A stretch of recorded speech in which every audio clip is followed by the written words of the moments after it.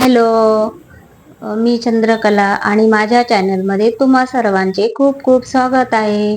आज आपण बनवणार आहोत डिंगरीची भाजी.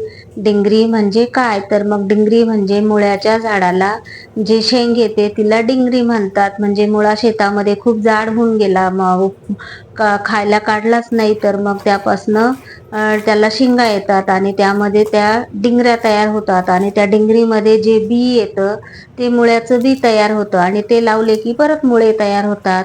तर मग अशी ही डिंगरी स्वच्छ धुवून कापून घ्यायची आणि मग त्यासाठी वाटण पण तयार करायचं. तर वाटणासाठी हिरवी मिरची, शेंगदाणे, लसूण, कढीपत्ता, कोथिंबीर जरा जाडसर वाटून घ्यायचं आणि ते खूप बारीक पण नाही वाटायचं, कारण आपण सुक्या बनवणार आहोत.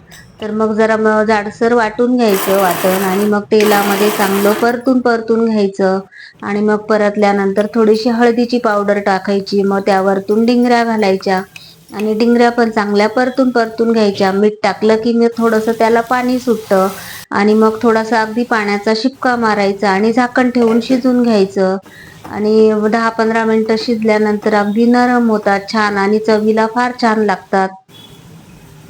तर तुम्ही पण अशा डिंगऱ्या बनवा आणि बनवून खा आणि कोणाकोणाकडे याला काय म्हणतात ते पण कमेंट करून सांगा.